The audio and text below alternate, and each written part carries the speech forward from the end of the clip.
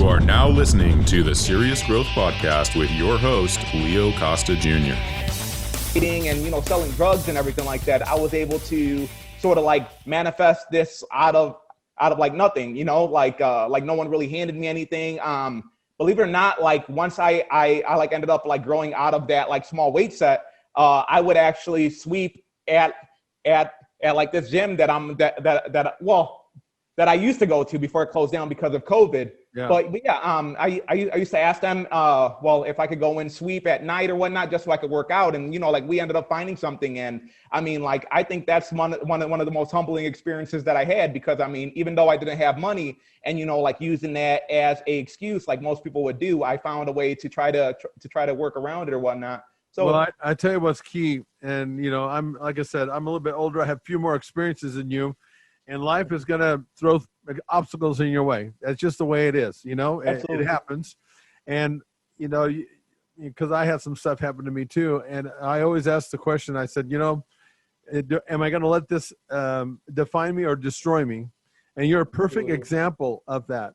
You did not let your surroundings destroy you. It's actually defining you as a person.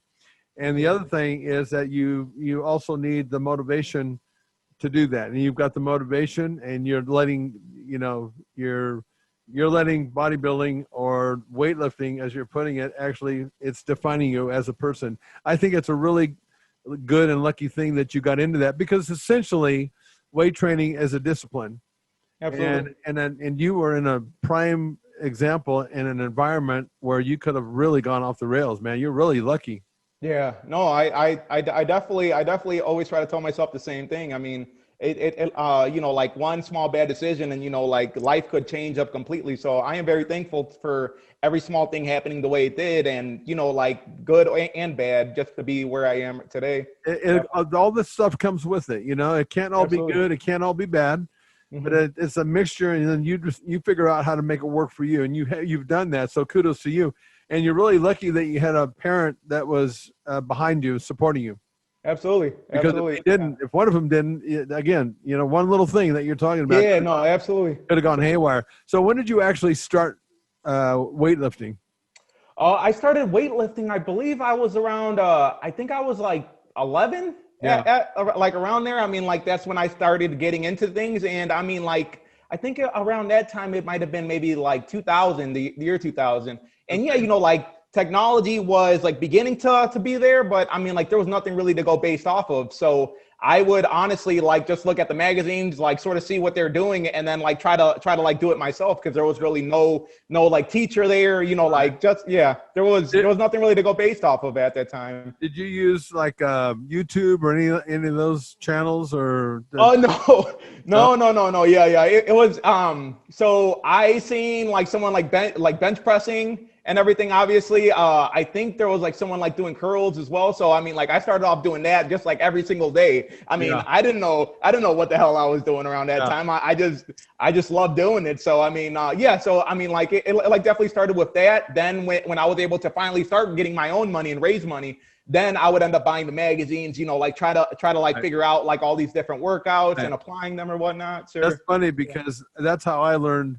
That's how I got into it, because I knew nothing about weight. I've been an athlete since I was 8 years old, but believe it or not, when I was coming up and playing the sport that I was in and the position I was playing in, it wasn't. They didn't want us in the gym because they thought it was going to make you slow and non-flexible and all that kind of stuff, So I had learned it just like you did. I learned it through magazines and just reading and getting as much information, because doing what you were doing and not having somebody guide you, you could have easily gotten hurt, because absolutely you really don't know what you're doing. So did somebody come into your life at some point when you actually got into the gym?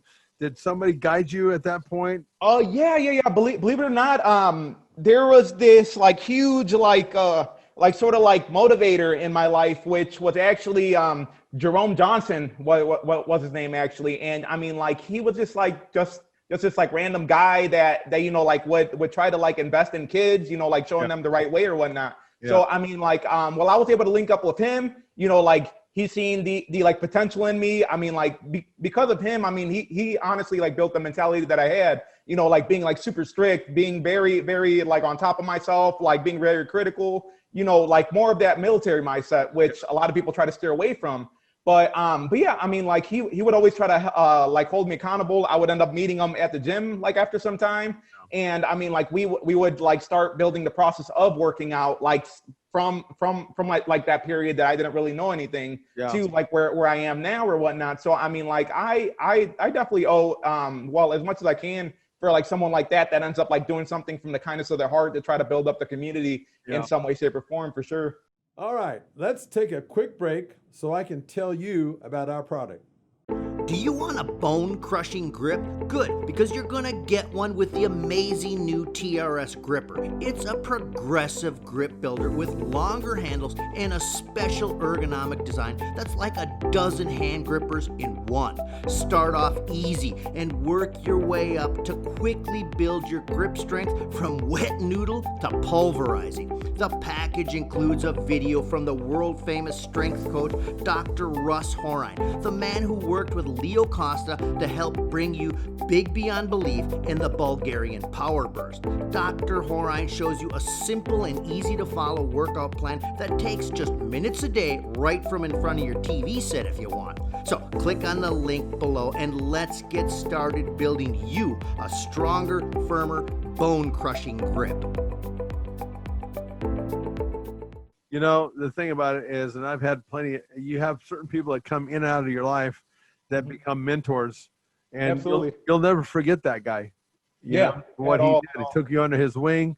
He saw something in you. I mean, I'm sure he saw someone who was interested and had the energy, and he saw something to begin with. Aside from the fact that maybe he's that type of person that just likes to help young kids, but he saw something. So then you started at 11 years of age. So I assume that, did you do any weight training like when you went to high school? Did you play sports?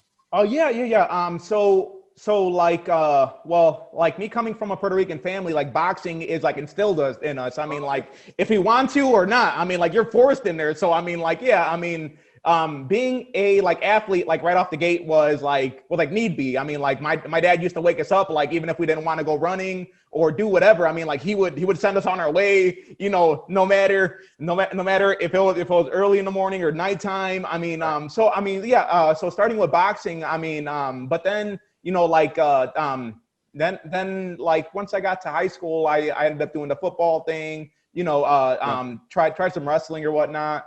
I mean, yeah. So, I mean, like being a like athlete's always been in the blood. Well, and the thing about that is, you know, athletics is like life. It builds a lot of tools for you to use. Absolutely. You know, and so the bodybuilding and the things that you're doing now is just an extension of that. So, okay, so you go through high school and you're experimenting with sports and all that kind of stuff. Did you go to college?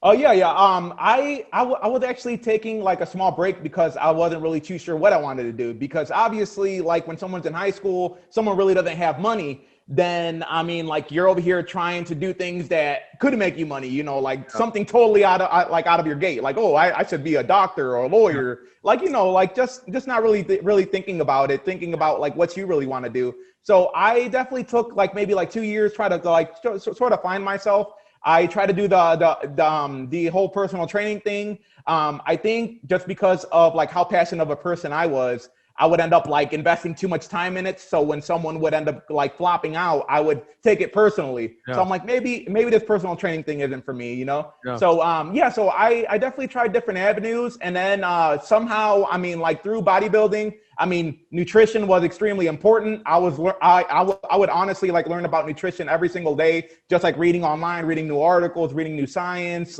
you know, just everything as much as I can. Yeah. So somehow that actually linked up to culinary. So I ended up going to school for culinary. I got my degree in culinary and everything like that. I'm actually an executive chef now, you know, personal chef as well. I mean, like I've like gone to these big homes, you know, cook meals for these people, like you know, like sort of throwing my bodybuilding life into like my career as well. So I mean, I totally love it, you know, absolutely. You know, what's really important about that is that you love it. You know, that's the most important thing. And I have to tell you something about your personal training experience, because I've been in it for 40 years.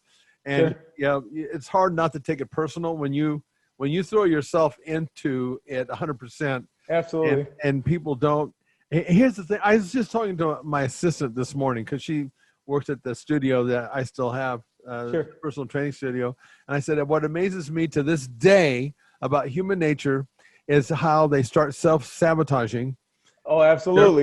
Their own progress. It's amazing, isn't it? It's crazy. It's crazy. And it's easy. I get pissed off all the time still because of that. And I've been doing it for 30, for this many years. And I don't get this, it's like you come to me and you want to get in shape and I provide you with everything that you need and you're seeing results. I get it.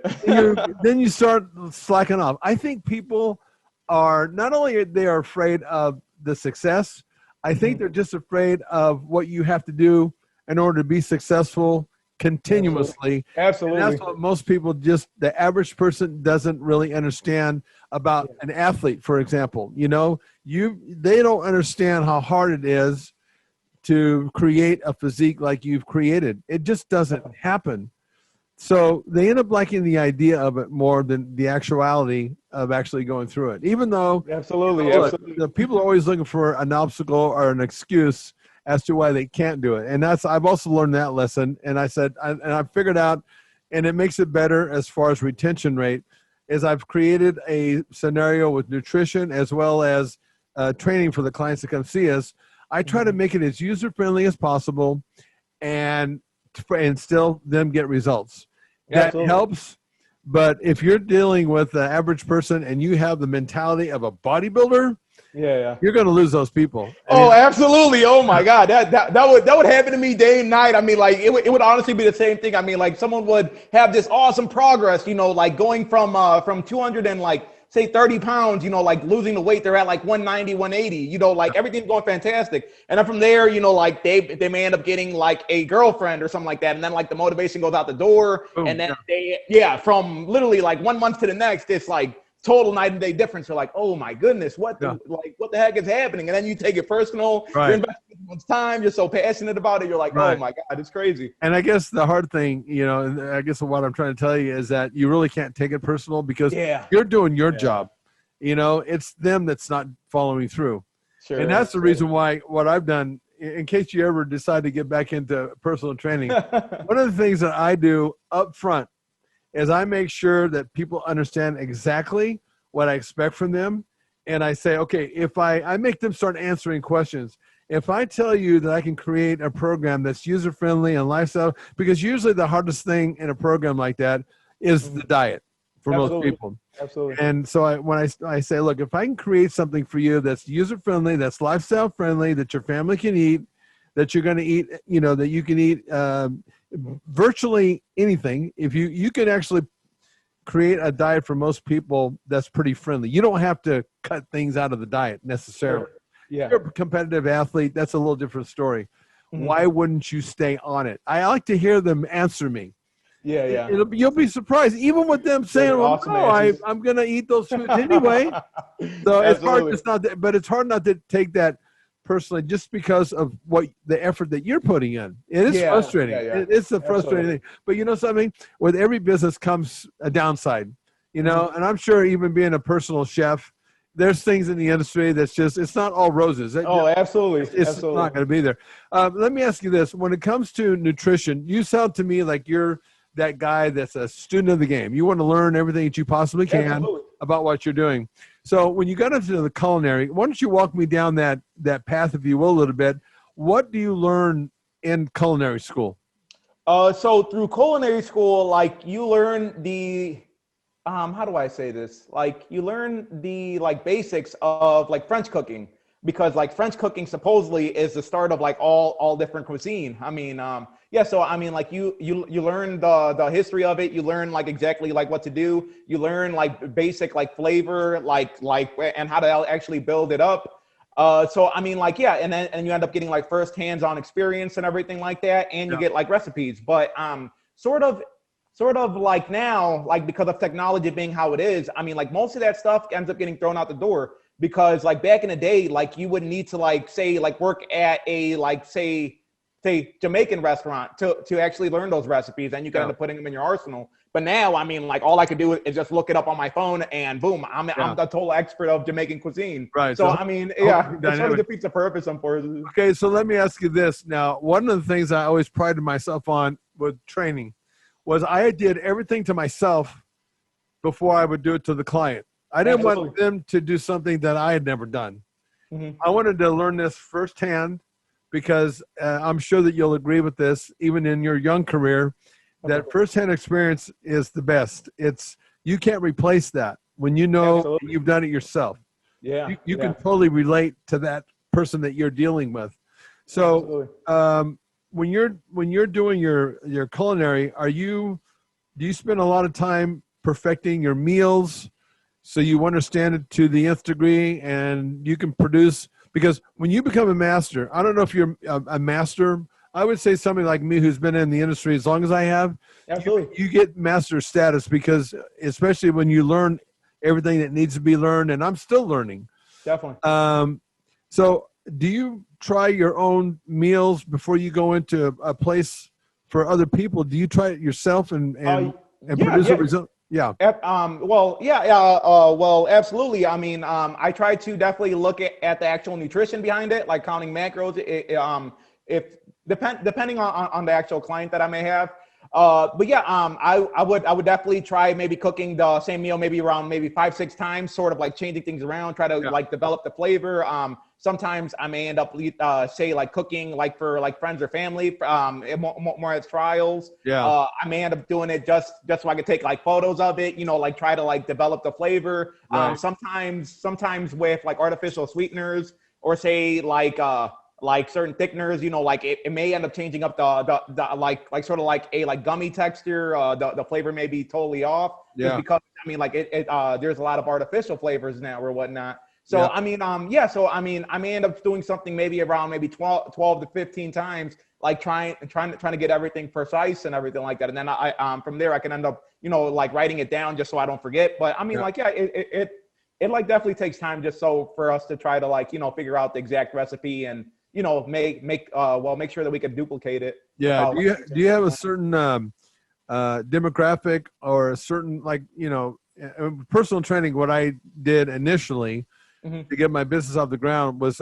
try to appeal to a larger base of people. In other words, instead of going after the bodybuilder, I went after the general fitness market. Now, do you have a certain demographic that you cook for, that you prefer? I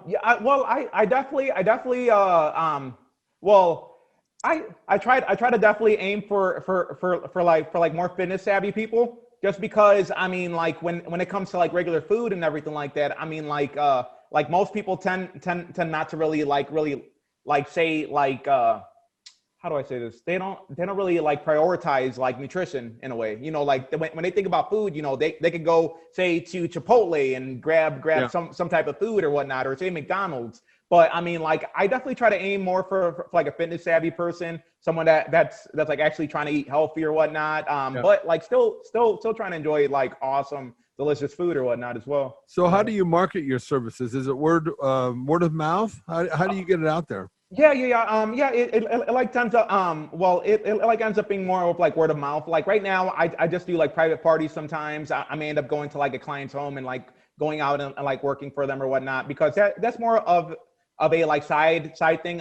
Because I actually switched from like working from a resort to actually switching over and then working at a nursing home now. Really? So, yeah. So that's my full time. I end up working like 13-hour shifts.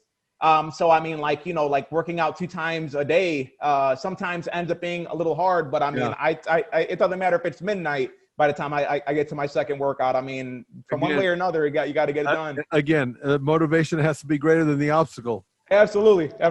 There's plenty of obstacles. That's interesting that you cook for, you said a nursing home, right? Yeah, nursing home now. So how aware do you have to be as far as, I mean, I'm assuming that the people that, my dad was in a nursing home. Yeah. I assume that there's some restrictions that you have to cook for. Sure. And is that something that you also learn in culinary school? Yeah. You sort of learn that in culinary school, but sort of in a way, it like sort of ends up being ancient as well, because I mean, like back in the day, I mean, like, you know, when you're talking about, say, a like diabetic, I mean, like they don't know the actual science behind it. So I mean, like they talk about not having sugar, but I mean, nowadays there's like ways of like alternatives you could end up using. Yeah. You could end up making, say, like desserts, like using some type of like different sweetener or whatnot.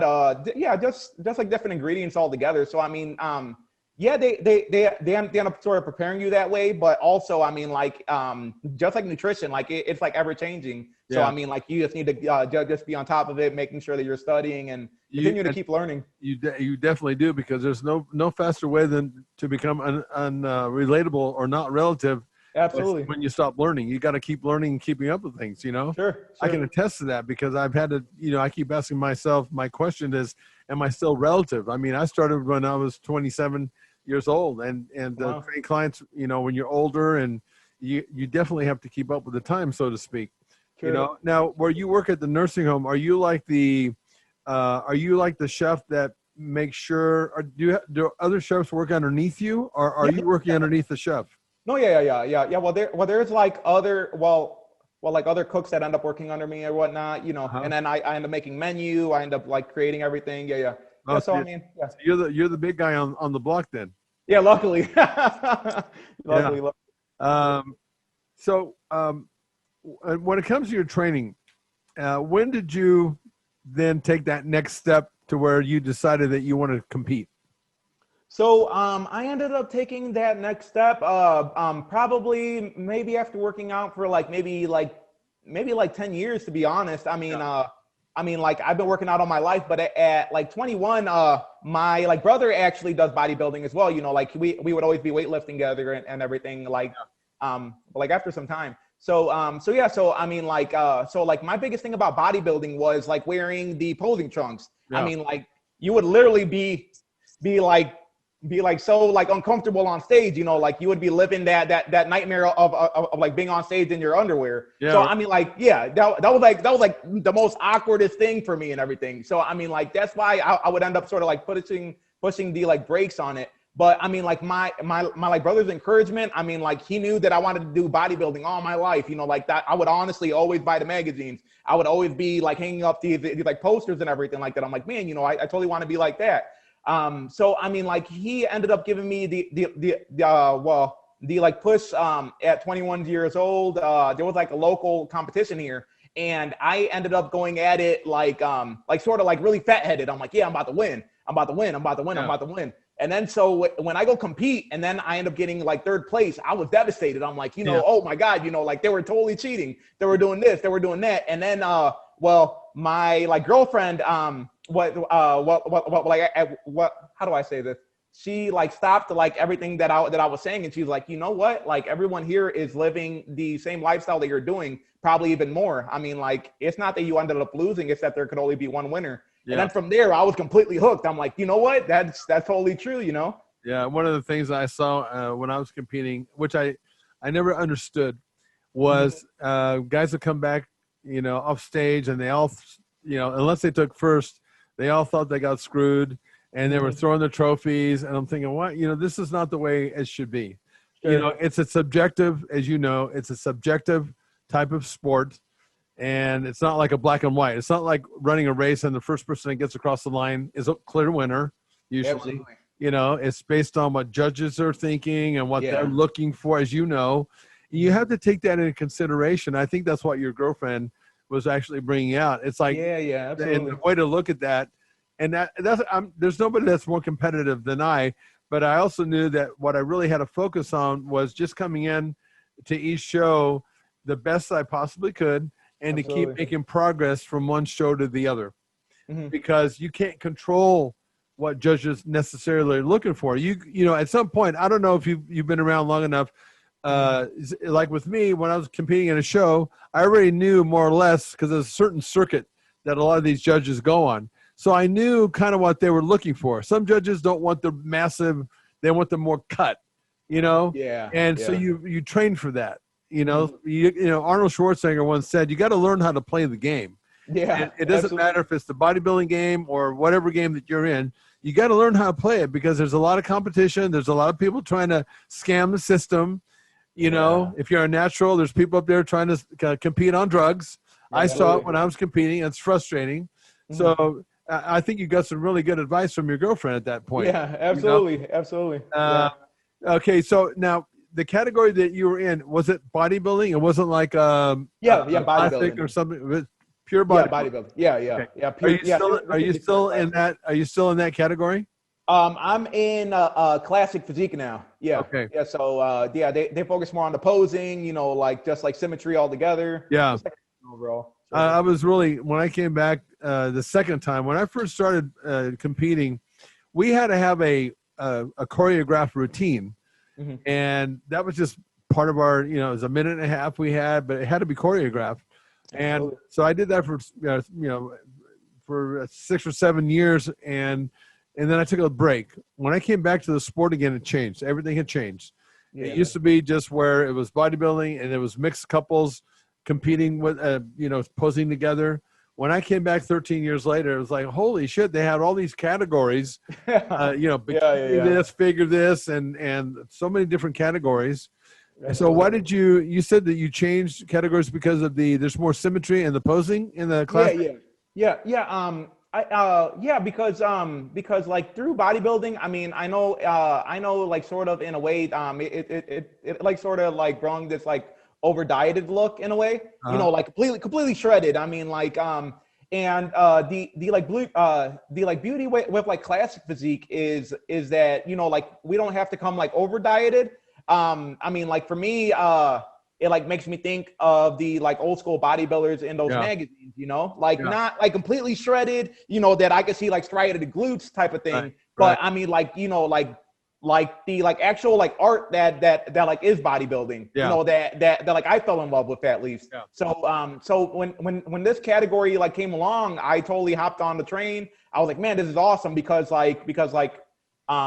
unlike bodybuilding now, like that you could opt out of those like routines, like through classic, like that's like judged. So you need to choreograph your routine just like you were stating and everything like that.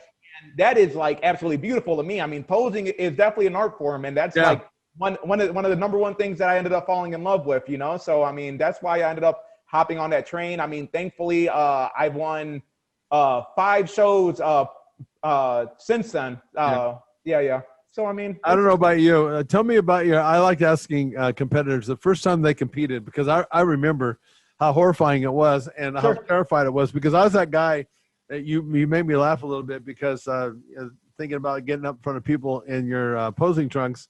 I used to drop classes in school if there was any kind of oral presentation. Oh my God. And then all of a sudden I was going to be competing in a show in a bikini, you know? And I don't know about you, but that first show, I remember I dieted. I posed like I was posing every day for at least a month and a half out. And I don't even remember the first time when I went out there on stage. It was so fast. Oh my God. I didn't even remember doing it in a way. You know, I had enough reps underneath me that I was able to get through it. But how was that experience for you the very first time? Here's somebody who couldn't even think about getting up on stage because you're worried about being up in your underwear. How did that first show go for you? The like first show was sort of like extremely awkward at first. Just because you're like walking around with like big sweaters on and everything like that, just because you're tanned up. But then like the like moment that you end up taking that off, and then like people are like coming up to you trying to take photos with you, and like you're literally like in underwear, and you're like, holy cow, this is like super awkward. I'm like, I don't know if I could. Like just like super awkward, just all together and everything like that. And then like the moment you step on stage, like you're still feeling awkward, but I mean, maybe like 2-3 minutes in, then, you end up like sort of like getting in the zone that you normally would, like when you're working out, So, I mean, but I tell you what, I mean, like the like first competition experience will never like leave my mind. Oh, it's traumatic. Absolutely. Traumatic. No, definitely. Yeah. And I remember that. But I tell you what, as I went along, you can probably relate to this in athletics. What happens in a sport, when you first get into a sport, everything is very fast because you're not used to it. The longer you're in the sport, then the game starts slowing down. And I noticed that with me, I enjoyed bodybuilding and the competition much better when it started slowing down, because now I could go on stage and I could play to the crowd. Yeah. You know, because I don't know, so many athletes that are doing a posing routine make the mistake of moving too fast in their routine, and they take away the pleasure from the person that's watching you. Definitely. And that was one of the things I got that was really good information from the guy that owned the gym that I was working out at for my first show. He said, look, don't learn too many poses. Learn 4 or 5 poses instead of learning a whole bunch of them in your routine because you're just starting out. And he says, slow down. If you think you're going slow, slow down even more. And that was really good advice because when I look back then at the first show or the first shows that I did compared to my later shows, my posing routine was way better. I was having way more fun. And I could actually enjoy it. I could remember what I was doing up there because at first I was like, I just want to get through this and get the hell off the stage. Yeah. Right? No, honestly, that would honestly be the whole mindset of say like the first like 4 or 5 competitions that I did. I would totally be out of my comfort zone. You know, like that's the same thing. You know, like you would honestly like be practicing. You know, like hitting the poses awesomely, but like just by you being up there, I mean, like it would definitely like sort of like rush you in a way. You would try to get out. Absolutely. Yeah, and I tell you what, I'll never forget some of this stuff. And you know, and the thing that's interesting about the sport of bodybuilding is that you can prep. I don't know how long you take before a show, but I would always take about 12 weeks.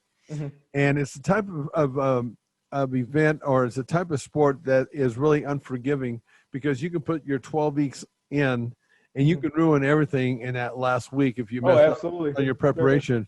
And to think that you did all this work and then it all went to hell in a handbasket in 1 week. Absolutely. Did you have that situation where you just timed? Yeah. Absolutely. I mean, speaking about the first competition. So, I mean, like I would honestly like be like reading things about peak week.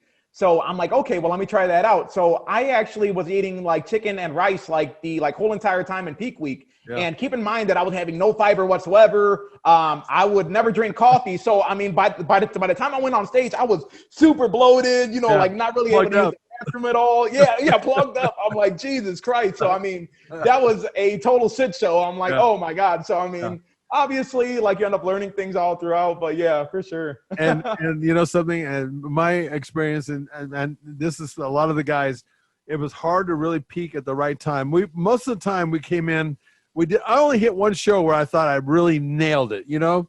You're just, you know, even Dorian Yates, the best, but they come in, even when they're off a little bit, they're good enough to win it, but they're not at their best.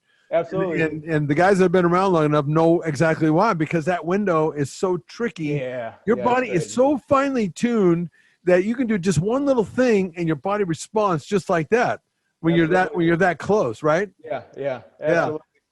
And that's the thing that's so frustrating. You have to take your body and make sure that you peak within a window. You have this prejudging that you're doing, and of course that's where all the show is actually one is in the prejudging, but you have like a window of maybe 3 hours that you have to keep your body ready.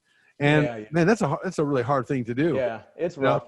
That sport itself will make you crazy. Yeah. I mean, like there is plenty of like hanger moments, you know, like you're always hungry, you know, like something comes your own way, you're like, oh my God. So I mean, definitely thank you to my fiance for dealing with all the hanger after so many years. But I mean, yeah, it's definitely crazy. I had when I first was dieting, because you know I didn't know what that was all about, dieting to that extent.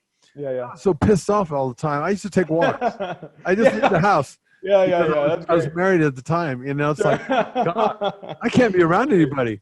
Sure, you know? sure. And because of those moments that you're talking about, you're like a fuse. Yeah. You definitely have to have the right. Things. There's a certain person that you have to, like your fiance. There's a certain person that needs to be with a bodybuilder, and I just can't imagine when both people are actually doing. Yeah. Oh my God. Yeah. That would be someone would die. Only conflict. Yeah. Only conflict. Yeah. Someone would die. I even had a shirt that said, I wore it as a joke, but it was kind of true. It said, shut up, I'm dieting. Don't talk to me, or something like that. It was a shirt. Yeah. Don't talk to me because I'm a mess right now. Yeah, absolutely. It's a crazy sport. So where do you go from here? What's your next sort of challenge, or where do you want to take this now? Let's take a quick pause to tell you about something you are definitely going to want. Do you want a bone-crushing grip? Good, because you're going to get one with the amazing new TRS gripper. It's a progressive grip builder with longer handles and a special ergonomic design that's like a dozen hand grippers in one.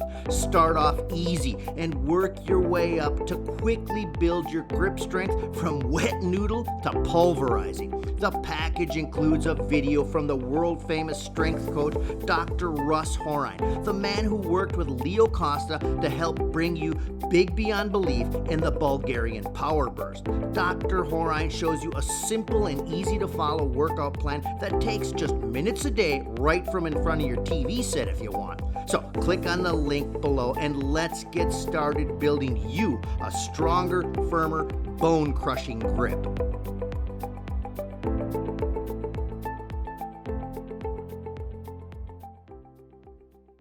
Yeah, so I mean, now I'm actually like dieting still, trying to go for the Olympia, and I've been trying to find a like show like sort of in between that. But yeah, I mean, like the like actual numbers are taking a toll. I mean, like there may be one other competitor, there may be none, you know. So I mean, like I'm like trying to do it more for like competition. I'm not really trying to do it just for you know, like just getting up there or whatnot. Yeah. So yeah, I am definitely dieting, leading into the Natural Olympia, which should be November, I believe it's like November 14th. Yeah, something like that. Yeah. Yeah. So I mean, like I'm like dieting towards that. I've been working out with the Serious Growth program. Oh, nice. So, yeah. So I mean, like I've been doing it like since March and everything, and I mean, like I've been hitting numbers. I'm like I think I weigh maybe like 168 pounds, and I'm still squatting 400 pounds. I'm still benching 300 something. Yeah. So I mean, like the like Serious Growth program. I mean, big up to you. I mean, it's definitely helped out so much as well. So I mean, yeah.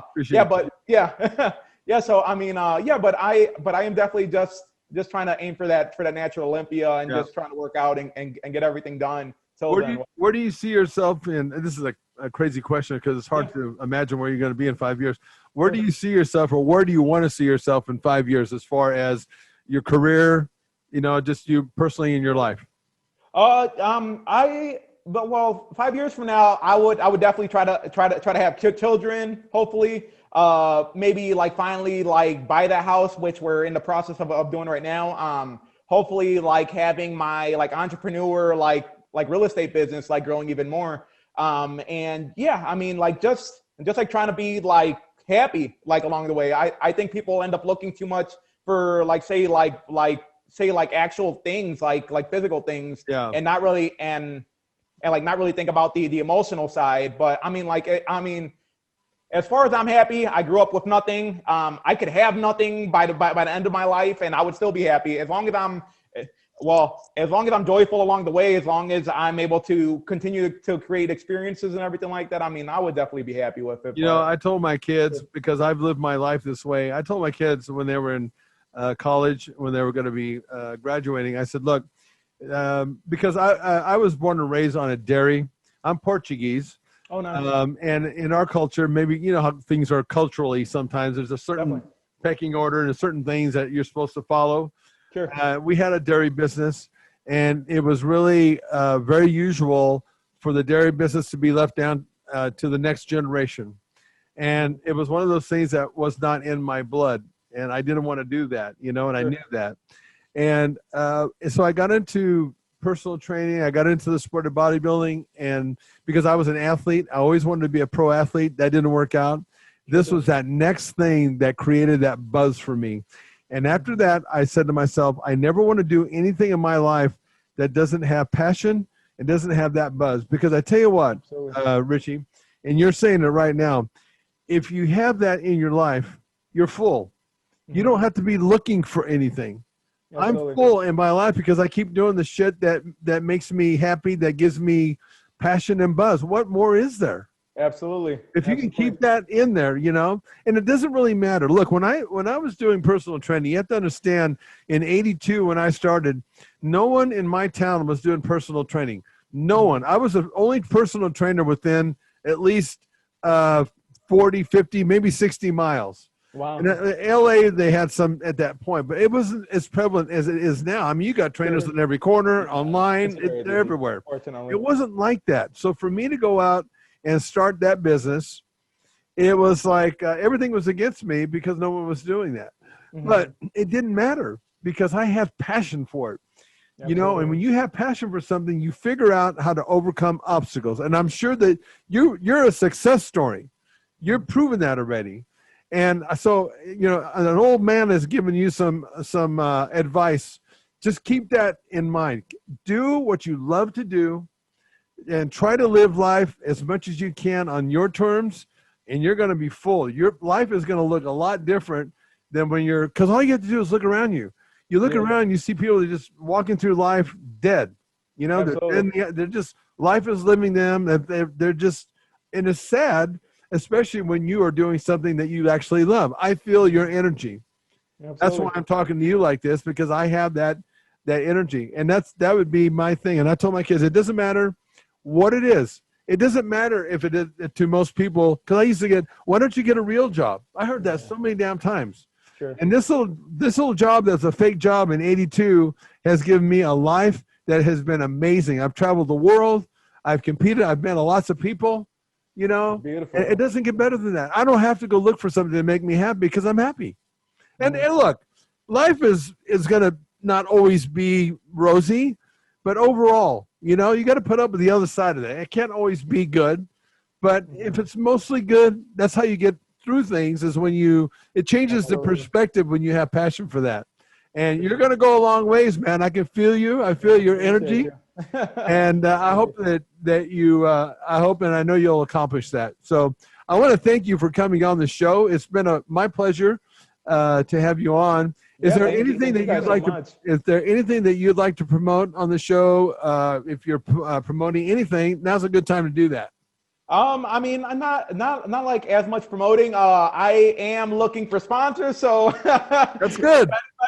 If anybody wants to sponsor, I mean, the Natural Olympia, I mean, hey, it's definitely there, but more of just like thank yous. I mean, like thank you for everybody that's been, you know, like inspiring all throughout. Thank you for making the Serious Growth program. I mean, like that's carried me on through this pandemic for sure. Beautiful. Yeah, thank you to my beautiful fiance for always standing behind me. 7 years competing. Yeah, I know that I could be definitely a like hard ass just dealing with, but I mean, thank you guys, and definitely to my brother, you know, always motivating and you know, like pushing me through for sure. Where can we for the people that want to maybe help sponsorship? Where can they? Are you on Instagram? I assume. Yeah. So I'm on Instagram. My Instagram is Chef Big Rich. So I mean, shoot me a DM, talk to me. I mean, I definitely try to respond right away. So I mean, definitely. Sounds good. Hey, before you go, I want you to give me a double bicep. Yeah. Holy shit! You look good, man. It's getting there. You look good. Keep it up. Hey, thank you so much. Thanks for coming on. I'll talk to you again someday, okay? All right. Thank you. Thank you, Richie. Bye-bye. All right, bye. Thanks for listening to the Serious Growth Podcast. For more episodes like the one you just listened to, subscribe to us on your mobile podcast app and leave us a review. If you'd like to reach out, you can find us online at seriousgrowth.com. Until next time, train smart and train hard.